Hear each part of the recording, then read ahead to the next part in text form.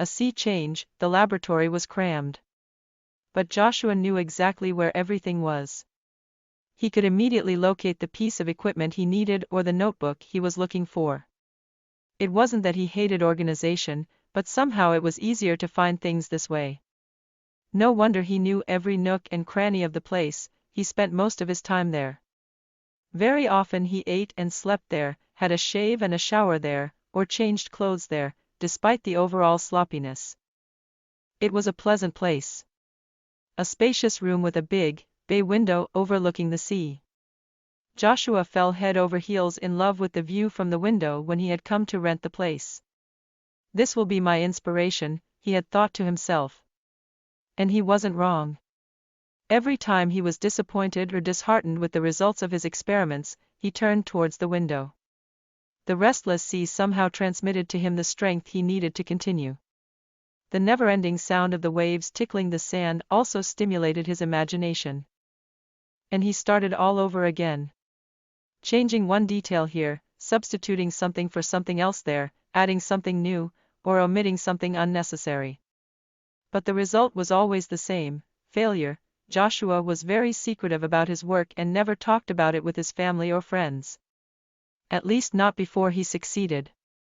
He found it tactless to talk about theories and experiments they had no idea about and that would bore them to death or, even worse, entertain them. So practically no one knew what he was working on. Except for himself and the walls of that off-the-beaten-track laboratory. That day, the sun was setting and Joshua couldn't help but look out of the window. His head ached and he desperately needed a break. So he took his jacket and scarf, opened the front door, went out and started walking towards the sea. He found a spot and sat down on the warm sand, looking at the sunset. It must have been the most beautiful sunset he had ever seen. Tired as he was, he felt his eyes heavy and ready to close.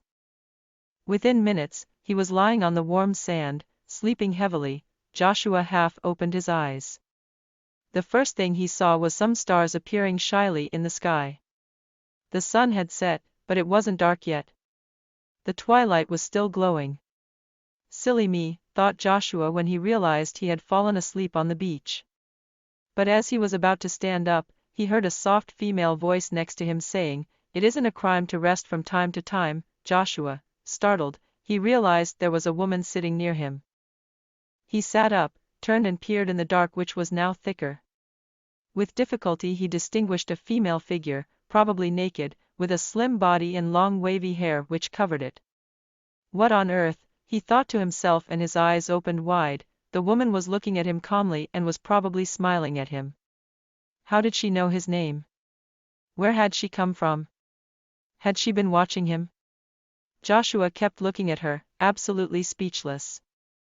He quickly calculated his options in his mind. He could either stand up and run back to his lab, or sit and find out who the strange woman was and what she wanted from him.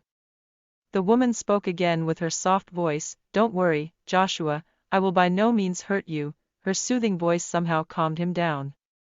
He didn't want to run away anymore, on the contrary, he wanted to stay with her and find out whatever he could about her. She seemed to know him rather well and understand his thoughts. How was that possible? So many questions roamed in his mind. In the meantime, darkness had fallen. All Joshua could see was the stars in the sky and the figure of the strange woman. Her eyes shone and Joshua assumed they were blue. "Who are you?" uttered Joshua with difficulty. "This is unimportant," she replied. "What is important is that I am here. And I am here to help you." "Are you a scientist, too?" asked Joshua with doubt in his voice. "I am someone who knows your problem and has the solution," replied the strange woman firmly. Joshua almost let a laugh out. That was impossible. Nobody had a clue about his work, let alone the solution to it. He thought that someone played a prank on him. Yes, that was it, a prank and nothing else. But the woman kept sitting there, cool, calm and collected. "Then tell me, what is the solution to my problem?" asked Joshua, stifling a smile. "You are very down-to-earth and lack imagination, Joshua. Without imagination, you will not be able to grasp any solution to any problem, let alone your own." This is a very broad and equivocal answer, replied Joshua, trying to challenge the woman. I need more details. How can my problem be solved? Then the strange woman started to talk about his failed experiments, his equations that resulted in nothing, the materials he used, his obsolete equipment, his disappointment and frustration. Sh. The crocus, I have been below ground all winter patiently waiting among the roots and frozen earth. While the trees change their colors and drop their leaves as if waiting so long rest well, as they go into their yearly hibernation. The sunlight disappeared from the sky earlier and earlier in the day. The last cool breaths of autumn giving way to the dusk of the year, we bedded down to await more lively times. Winter was long and cold this year, the pressures of the blanket of snow and leaf litter kept me safe from the harshest of it. I miss witnessing the life of the forest. Most animals isolate themselves in their dens to weather the worst of the winter freeze and storms, or leave altogether seeking somewhere new, somewhere warm. It is rare that even their footfalls keep me company in the hush and chill of the darkest part of the year, but I can feel times changing once more. I could hardly contain my excitement as the snows melted and icy cold pre-spring rains seeped fresh minerals into the soil all around me. Leached from the bones and fur of an unfortunate mouse or other small animal caught and deposited on the ground above me in the pressed form of a pellet by a great horned owl and her chicks living in the hollow of the oak that shelters us in the bleakest months of winter, the time for sleeping is almost over. I feel the earth warming, the energy from the sun renewing the vitality I have so longed for. I've been cloistered in my bulb awaiting the day I can come back to the surface, to real life. I can feel it returning to the woodland floor, all manner of creatures reluctant to awake just yet from their long hibernation yawning and drowsy. I push my first fronds through the soil, finding my way to the surface to greet the sun for the first time, to smile through the yet bare branches of the great oak that shades the forest floor where I reside, nestled safely among the roots and fallen branches. The oak still sleeps, but the roots of my community trill and tangle with excitement as we stretch. Brand new, through the leaf litter deeper into the ground and reaching up into the open air, the first rays of sunlight. The first caress of a breeze. Frost clings stubbornly to the various grasses that model the forest floor before it too yields to the sun, as the great snows had in days and weeks before, melting into sparkling dew to serve a new purpose. A doe is nearby grazing on the fresh shoots of the new greenery sprouting along the creekside that meanders its way through the forest.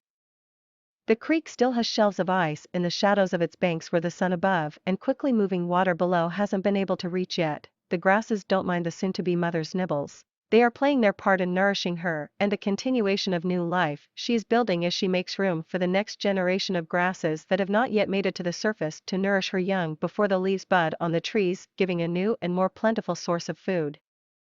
What is spring, if not a continuation of life?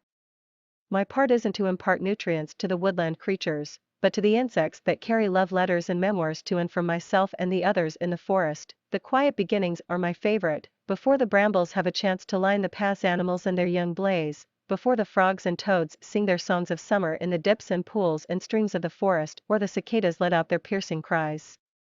Before the squirrels and chipmunks begin busying themselves with collecting acorns and nuts from the oak that marks my rooted home and other trees nearby for the next winter.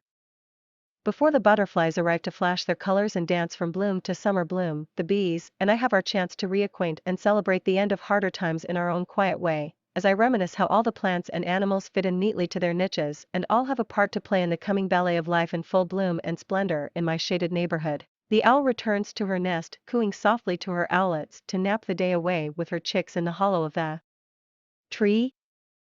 And a robin somewhere in the naked brush whistles to their neighbors that they have returned, and so has spring. They serenade the sparsely populated grove, animals waking up, still shaking off the slumber of winter. The robins share the stories of their travels to warmer places far away as they collect bits of flotsam and discarded fur to build their nests. They are a welcome and energetic change of pace to the sluggishness we are leaving behind and herald in the new season. Time to wake up. My purple and white petals unfurl to form a small cup offering sweet nectar and vital energy to the bees in my shaded grove that visit and tickle and buzz with a renewed sense of purpose in their own dawn of spring and the duties they perform intimately and efficiently in pollinating the new G.